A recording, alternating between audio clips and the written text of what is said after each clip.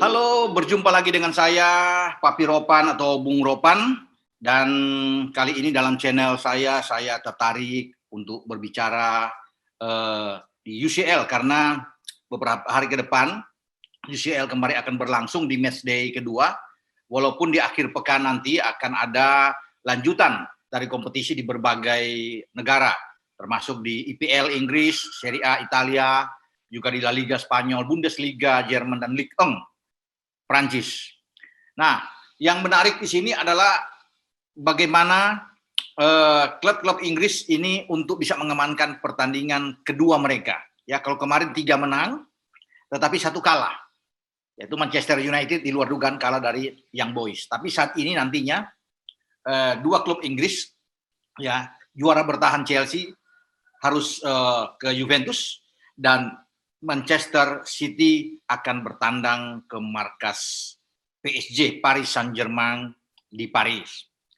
Saya akan membahas lebih awal tentunya pertandingan yang akan dimainkan pada Rabu dini hari pukul 2.00 waktu Indonesia bagian Barat, di mana Pep Guardiola dan pasukannya akan terbang menuju ke Parc des Princes, stadion kebanggaan dari PSG, klub kaya raya yang ada di Prancis, di mana mereka sekarang sudah mendapatkan Lionel Messi.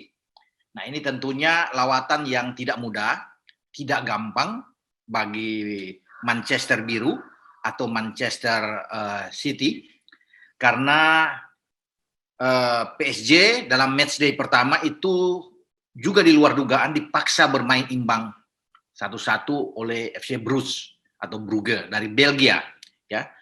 Dan mereka itu hanya menang tipis sedikit dalam penguasaan bola, tapi kalah dalam hal menembak, shoot ke gawang, on target juga mereka kalah, ya, termasuk sepak pojok. Jadi memang beruntung PSG ini tidak kalah, mestinya mereka kalah, ya, melawan Bruges, ya, atau Brugge ini. Jadi banyak peluang yang diperoleh oleh tim Belgia ini yang gagal dimanfaatkan oleh Van Vanaken yang membuat gol ke gawang PSG, ya, saat bermain imbang 1-1. Dan PSG itu beruntung bisa menyelesaikan pertandingan dengan 1-1. Padahal Messi bermain full 90 menit, ditampilkan oleh pelatih kepala Mauricio Pochettino, ya. Dan kita melupakan pertandingan itu. Sekarang mereka bersiap untuk bisa menjamu tim finalis musim lalu, Manchester City, yang akan datang ke Parc des Princes. Mampukah PSG ini mengalahkan Manchester City? Itu yang menjadi pertanyaan. Kenapa? Karena pada musim lalu mereka dalam 2 pertandingan di semifinal mereka keok, yaitu tumbang, baik bermain di Parc des Princes maupun bermain di Etihad, sehingga Manchester City mengunci 1 tiket untuk menjadikan final sesama klub London, ya, sesama klub Inggris, dengan berhadapan dengan klub asal London, Chelsea, namun mereka kalah di final 1-0. Nah, ini akan sulit saya pikir. Kalau bisa mengatakan bahwa mereka bisa menang melawan City, saya pikir berat melihat kondisi ini. Memang di Ligue 1 mereka itu menyelesaikan 7 pertandingan terakhir itu dengan 7 kemenangan, 21 poin. Oke lah, tapi pertandingan demi pertandingan mereka lewati dengan susah payah. Termasuk kemarin, ya, bagaimana mereka itu hanya menang tipis lawan tim yang berada di bawah match. Itu pun mendapatkan gol terakhir lewat Achraf Hakimi itu di menit 90 plus 5. Nyaris bermain imbang 1-1. Padahal klub ini klub yang berada di peringkat paling bawah 20 menghadapi peringkat 1. Nah, sebelumnya juga bagaimana Lyon tuh menyulitkan mereka di Parc des Princes, ya, dan mereka hanya menang 2-1. Ya, ada timbul friksi sedikit antara Messi dan Pochettino ketika Pochettino harus menarik Messi keluar, dan ada raut muka, ya, gestur tubuh yang tidak menyenangkan dari Messi sampai menolak untuk jabat tangan dengan Poche. Tapi mudah-mudahan gejolak ini sudah berakhir, ya. Poche mampu untuk bisa menyelesaikannya, termasuk mengademkan, menyejukkan di ruang ganti di saat mereka akan berhadapan dengan Manchester City, ya, karena ini tidak mudah, ya. Paling tidak mereka akan dipaksa bermain 1-1 aja oleh City, udah bagus kalau melihat penampilan mereka, ya. Bahkan saya meyakini mereka bisa, bukan tidak mungkin tumbang melawan City, karena City lagi bagus-bagus. Di Piala Liga kemarin mereka menyelesaikan pertandingan melawan Wycombe dengan 6-1. Suatu hal yang luar biasa. Walaupun sebelumnya di Liga mereka dipaksa bermain imbang 0-0 oleh Soton. Nah, kalau bicara peluang PSG, kembali ke PSG, ini saya mesti mengatakan 50-50. Saya tidak mengunggulkan PSG untuk bisa menang kalau melihat gaya bermain mereka. Oke, di Liga Prancis itu berbeda dengan di Liga Inggris. Secara kualitas agak jauh, ya. Karena di Inggris itu justru 20 klub itu semua bisa saling mengalahkan, ya. Bisa saling mengalahkan. Dan PSG tahu, Poche tahu, mereka menerima tim yang sangat kuat. Apalagi di sana ada Pep dan menumbangkan mereka 2 kali pada musim yang lalu. Apapun yang harus dilakukan oleh Poche saat mereka menerima City, saya pikir ini tidak menggambarkan bahwa tim ini bisa meraih 3 poin.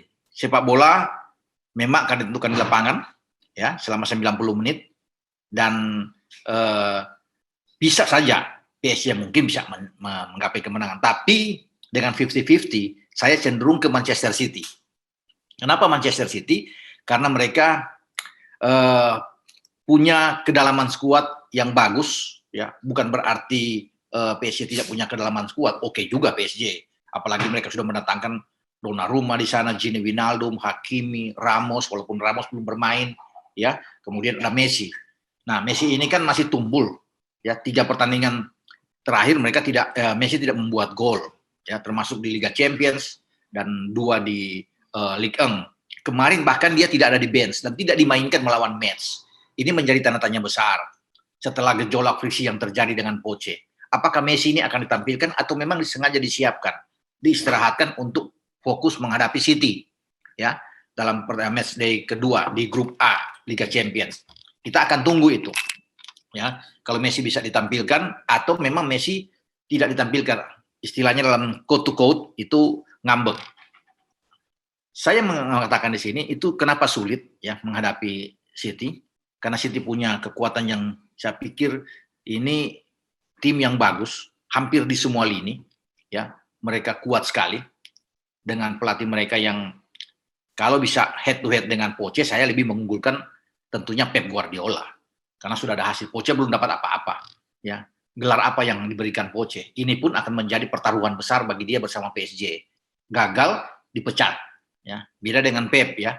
Walaupun Pep belum menghasilkan Piala Champions khususnya di City, tetapi dia sudah meraih 3 gelar juara di IPL, ya, sejauh ini bersama dengan Manchester City. Nah, posisi dari PSG tentunya karena mereka bermain di kandang, harga mati adalah menang. Sementara bagi City, imbang udah bagus. Tapi City, saya katakan di sini, bukan tidak mungkin akan menang. Tapi sebelum mereka datang ke Paris, mereka akan terlibat dalam pertandingan akhir pekan, ya, pemanasan yang luar biasa pada hari Sabtu menghadapi tim London, ya, juara bertahan Liga Champions yang mengalahkan mereka musim lalu, Chelsea. Ya, ini pertarungan yang bagus. Tinggal Pep ini melihat apakah ada rotasi di sini atau mereka memang harus ada gengsi, ya, harga diri di atas segalanya. Mereka tidak boleh kalah menghadapi Chelsea. Karena musim kemarin Chelsea mengalahkan mereka 3 kali. Dan Pep tidak pernah menang melawan Tuchel. Ini menjadi catatan bagi Pep. Mereka tidak boleh melepaskan pertandingan ini. Karena mereka kan masih tetap ada di papan atas. Kalau mereka menang, ini akan sangat bagus buat mereka. Untuk tetap bersaing dengan Chelsea, bersaing juga dengan MU, dan juga dengan Liverpool yang ada di papan atas. Karena memang 4 tim ini yang menurut saya bisa menjadi juara di IPL pada musim 2021-2022. Nah, mereka harus melewati pertandingan melawan Chelsea ini dengan tidak kalah.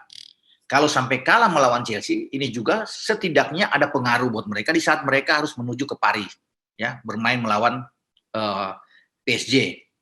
Makanya ini ada 2 pertandingan yang berat dihadapi khusus oleh Pep bersama pasukannya. Ya, mereka bisa memenangkan pertandingan ini akan jauh lebih bagus untuk memotivasi, ya, mereka dalam pertandingan di Paris menghadapi PSG.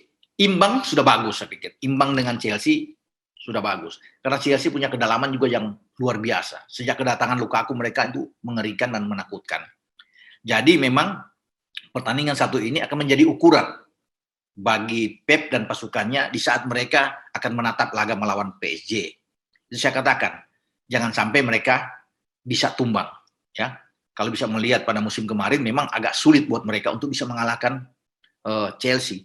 Tapi sekarang bisa saja mereka bisa mendapatkan 1 poin menghadapi Chelsea, ya, karena tidak mudah ini tentunya bagi Ederson Moraes dan kawan-kawan di saat mereka harus menghadapi pasukan Thomas Tuchel, ya. Jadi itu saya katakan akan jauh lebih bagus, mereka bisa mendapatkan poin, tidak kalah melawan Chelsea, kemudian mereka fokus menghadapi PSG. Melawan PSG dengan starting 11 yang kuat, saya pikir Pep akan memainkan tentunya di belakang Ruben Dias sudah pasti. Apakah Aymeric Laporte atau Stones, kita tidak tahu, tapi Laporte mungkin akan diplot pertama, dengan Kyle Walker di kanan dan Cancelo mungkin akan di kiri. Ya. Di tengah, saya pikir KDB bisa dimainkan lebih awal bersama dengan Gundogan. Ya, ini kalau mereka bisa lebih berani, dan Rodri yang akan ada di sana yang bisa bermain karena ini mereka tandang, ya. Sebenarnya bisa dengan lebih menyerang dengan Bernardo Silva, ya. Tetapi mungkin mereka akan bermain di Etihad dengan Bernardo Silva. Tapi di Paris bisa ada Rodri, Gundogan dan KDB bisa main di sana. Jack Grealish ada di depan, ya. Tergantung siapa yang akan dimainkan lebih awal, apakah Ferran Torres dan Mahrez atau dengan Ferran Torres bersama dengan Gabriel Jesus. Itu ada di Pep semuanya. Memang agak bingung tentunya bagi Pep, bingung bukan tidak ada pemain, terlalu banyak pemain yang berkualitas. Tapi kalau menurut saya Grealish di depan akan jauh lebih bagus, ya, dengan Gabriel Jesus kembali ditaruh di depan bersama dengan Mahrez. Kalau mereka bisa ingin mendapatkan gol, Mahrez akan memainkan lebih dulu karena pada musim yang sebelumnya Mahrez bisa membuat gol-gol bagus ke gawang PSG, ya. Jadi artinya dia punya naluri yang bagus untuk bisa menaklukkan entah Keylor Navas yang berada di bawah Mister PSG atau Poche memainkan Donnarumma. Ya, siapapun yang dimainkan, saya pikir gawang PSG harus tetap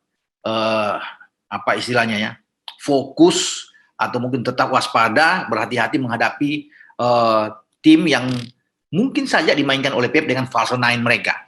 Ya, kalau tidak ada Gabriel Jesus, tentunya dia akan mendorong Ferran untuk bermain dengan false nine dan ini akan jauh lebih bagus. Ini taktik dan strategi yang dimainkan Pep ketika mereka menaklukkan, merontokkan PSG pada musim kemarin dengan false nine mereka. Sangat kuat, sangat energik bermain mereka. Di tengah juga begitu dinamis bermain mereka, ya, kombinasi yang sangat kuat. Tetapi sekarang ada sedikit perubahan karena Messi ada di sana. Kalau Messi dimainkan bersama dengan Neymar dan Mbappe, ini juga akan menakutkan bagi pertahanan Ruben Dias, ya, dan kawan-kawan, termasuk penjaga gawang Ederson Moraes, karena ini ketajaman yang luar biasa, ya, yang ada di kubu PSG. Namun saya meragukan juga ketika melawan Bruges aja mereka bertiga ini tidak bisa berbuat banyak, ya. Saya akan mati kutu menghadapi dengan klub Belgia tersebut, ya, apalagi sekarang menghadapi dengan PSG yang begitu solid, ya, bukan saja di belakang, tengah dan depan.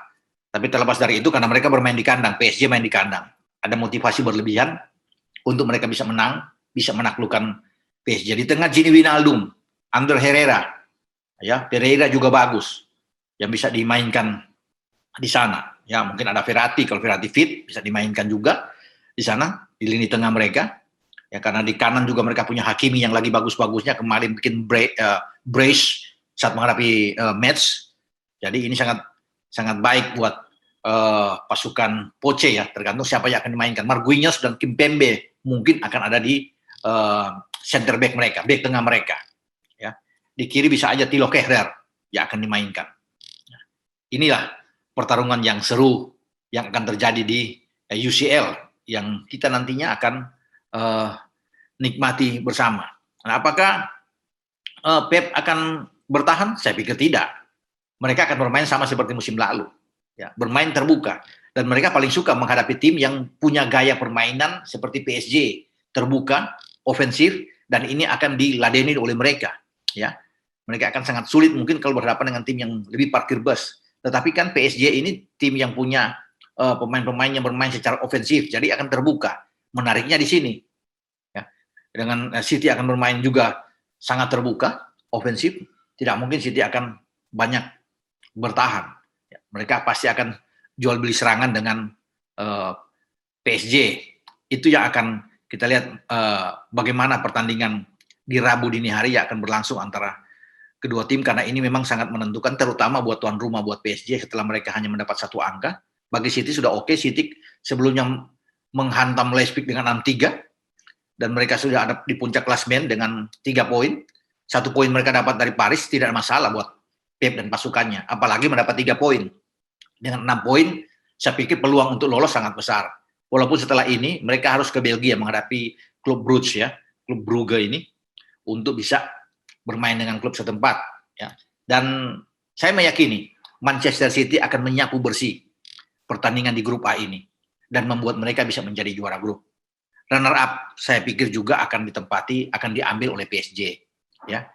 Karena sulit bagi tim lain termasuk bagi Leipzig dan Bruges untuk bisa bersaing mengalahkan 2 tim ini. Tinggal siapa yang menjadi juara grup. Ya, saya meyakini bahwa City akan ada di atas dan PSG akan ada di bawah. City harus menjadi juara grup sehingga bisa terhindar berhadapan dengan tim sesama Inggris lainnya tentunya, dan mereka punya kesempatan untuk bisa mengulangi lagi ya apa yang mereka dapatkan pada musim kemarin ketika mereka lolos ke final, kemudian sampai mereka bisa kalah melawan Chelsea. Ini ambisi khusus saya pikir dari Pep yang belum dia dapatkan bersama dengan Manchester City. Semua dia sudah dapatkan di Piala Liga atau Carabao Cup, dia dapatkan Piala FA, Community Shield, tetapi Champions akan menjadi tujuan akhir bagi Pep Guardiola. Ya, dia sukses bersama dengan Barca, tapi dia tidak sukses dengan Bayern Munchen. Dia datang ke Inggris, ke Manchester, ini yang dia bisa dapatkan. Karena kalau gagal ini, dia mungkin tidak bisa mendapatkan itu. Karena 2023, bukan tidak mungkin Pep sudah cabut, sudah hengkang, sudah pergi dari Manchester City. Jadi pertaruhan dia ada di musim ini, sama musim depan sebagai musim yang terakhir buat Pep. Jadi itulah ambisi khusus dari Pep Guardiola bersama dengan Manchester City, Manchester Biru, untuk bisa menjadi juara untuk pertama kalinya dalam sejarah mereka meraih si kuping besar, yaitu Liga Champions yang belum mereka bisa dapatkan. Mumpung ada pemain-pemain bagus, ya. Mereka hanya membeli musim ini 1 pemain hebat dari Aston Villa, Jack Grealish dengan 100 juta euro, tetapi itu masih harus dibuktikan dulu, ya. Apakah Grealish ini bisa membawa City berlari lebih jauh, lebih kencang lagi, bukan saja di IPL, bukan saja di Piala Carabao, ya, atau di Piala FA, tetapi Liga Champions. Karena tujuan utama sang pemilik dari Manchester Biru ini adalah bagaimana mereka bisa mengangkat trofi di Liga Champions, dan ini adalah tugas yang sangat berat tentunya bagi Pep Guardiola, bagaimana meracik, meramu taktik dan strategi. Untungnya dia punya kedalaman skuad yang baik sehingga banyak merotasi pemain untuk bisa memilih bermain di Piala FA, bermain di Piala Carabao, di IPL mana, dan di Liga Champions yang mana. Sehingga memungkinkan dia untuk terus bisa bertahan, ya, bermain di Liga Champions, dan memenuhi ambisi dia, target utama dia untuk bisa meraih gelar pertama bersama dengan Manchester City di UCL. Kita akan tunggu nantinya pertaruhan mereka di akhir pekan ini menghadapi Chelsea, sampai kemudian pada Rabu pagi menghadapi PSG. Ya, kalau mereka bisa memenangkan 2 pertandingan ini luar biasa. Ya, artinya ke depan, menatap ke depan ini akan jauh lebih baik ya bagi Pep Guardiola dan pasukannya. 3 poin tentunya akan menjadi tujuan atau target utama bagi Pep, baik di IPL menghadapi Chelsea maupun dalam pertandingan big match di UCL menghadapi Paris Saint-Germain di Parc des Princes. Oke, sampai di sini bagaimana pembicaraan kita dengan Manchester City yang akan melakoni 2 pertandingan berat, tetapi dengan pemain-pemain yang oke, pemain-pemain yang bagus di semua lini. Saya tetap optimis bahwa tim ini bisa berada pada jalur, pada track yang benar untuk bisa meraih kembali, mempertahankan tentunya gelar di IPL yang mereka capai pada musim lalu, dan juga bisa merebut Piala Champions untuk pertama kalinya. Masih panjang perjalanan, masih terlalu panjang. Tetapi setidaknya ini akan menjadi awal atau langkah yang bagus kalau mereka bisa memenangkan semua pertandingannya. Oke, sampai jumpa. Ciao.